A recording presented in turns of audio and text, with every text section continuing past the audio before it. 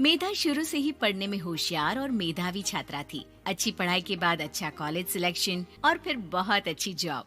तूने तो मेरा नाम रोशन कर दिया मेधा। अरे लेकिन ये जो काम करने का तरीका है ना, इसे बदल ले।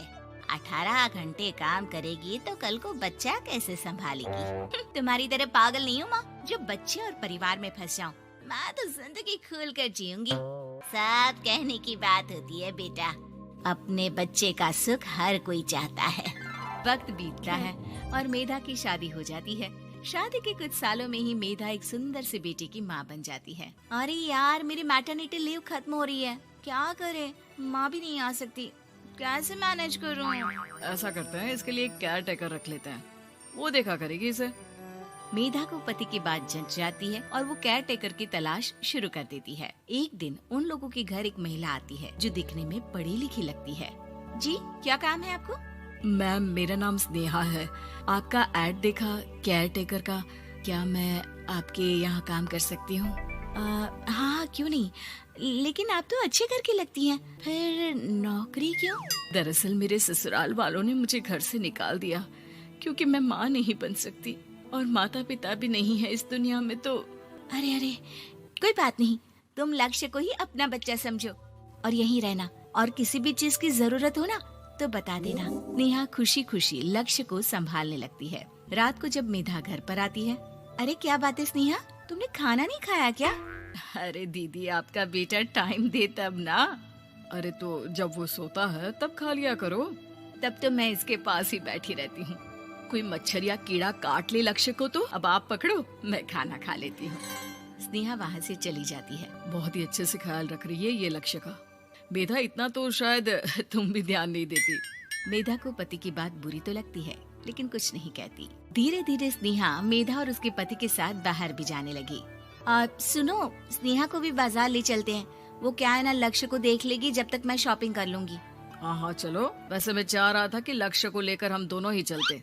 क्या यार, तुम तो फ्री में इमोशनल हो जाते हो, कितना देख लेंगे हम दोनों मिलकर, ले चलो उसे। कार से निकलकर मेधा और लक्ष्य रोड क्रॉस कर रहे थे कि सामने से कार आ जाती है। मेधा का ध्यान नहीं होता लेकिन स्नेहा तुरंत लक्ष्य को मेधा से छीन लेती है। मेधा गिर जाती है और कार मेधा को छूकर निकलती है, जिससे मेधा को खून आ जाता है। पति मेधा को हाथ देकर उठाता है। स्नेहा लक्ष्य को लेकर गले लगाई रहती है। थैंक्स स्नेहा, मैंने तो ध्यान ही नहीं दिया था कि कार आ रही है। स्नेहा का गुस्सा मालकिन पर टूट पड़ता है। अरे कैसी माँ है आप, अगर आज कुछ लक्ष्य को हो जाता तो मैं आपको कभी माफ नहीं करती। छोटा सा बच्चा है, उसे चोट लगती है तो पता है कितनी तकलीफ होती है। पति भी स्नेहा को देखने लगता है कि उसे क्या हो गया। मेधा को स्नेहा पर काफी गुस्सा आ जाता है। घर आकर कहती है, देखो स्नेहा, माना तुम लक्ष्य को बहुत प्यार करती हो, लेकिन वो मेरा बेटा है, मैं कभी जानबूझकर उसके साथ बुरा नहीं कर सकती, समझी? मुझे माफ कर दीजिए, मैं लक्ष्य को लेकर कुछ ज्यादा ही सेंसिटिव हो चुकी हूँ। मैं ध्यान रखूंगी कि आगे से ऐसा ना हो। मेधा का मन स्नेहा से अब हटने लगा था।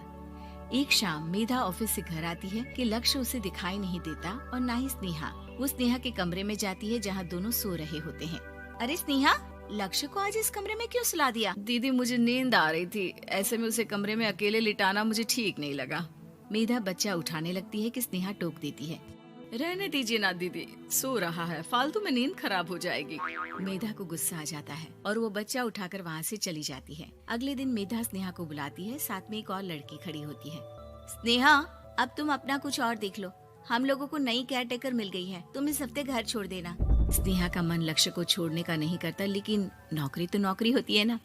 स्नेहा घर से चली जाती है। धीरे धीरे महीने और साल बीतते जाते हैं और लक्ष्य एक नौजवान लड़का हो जाता है। लक्ष्य, आज मुझे मंदिर जाना है, ले चलोगे? ठीक है माँ, एक काम करके अभी वापस आता हूँ, तब तक आप और पापा दोनों तैयार हो जाइए। दोनों तैयार होकर बैठ जाते हैं लेकिन लक्ष्य काफी देर तक नहीं आता। अरे मेधा, फोन तो करो लक्ष्य को, देखो क्या हो गया उसे। मेधा फोन करती है तो पता चलता है कि लक्ष्य का एक्सीडेंट हो गया है और वो सिटी अस्पताल में है। जल्दी चलिए, पता नहीं कैसा होगा मेरा बेटा। अरे चिंता ना करो, सब ठीक होगा, मैं अभी कार निकालता हूँ।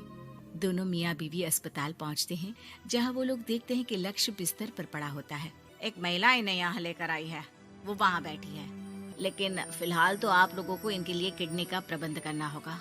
एक्सीडेंट में इसकी किडनी डैमेज हो गई है। मेरी ले लीजिए डॉक्टर साहब, मेरे बेटे को बचा लीजिए। नहीं नहीं, आप माँ हैं, आपकी नहीं ले सकते, पिता की भी नहीं।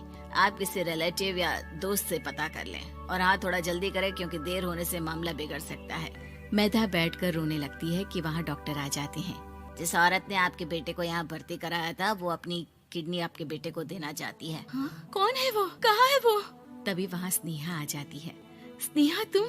मैं लक्ष्य को पहचान नहीं पाई थी, लेकिन आप लोगों को देखकर समझ गई कि ये लक्ष्य है, इसलिए वापस आ गई।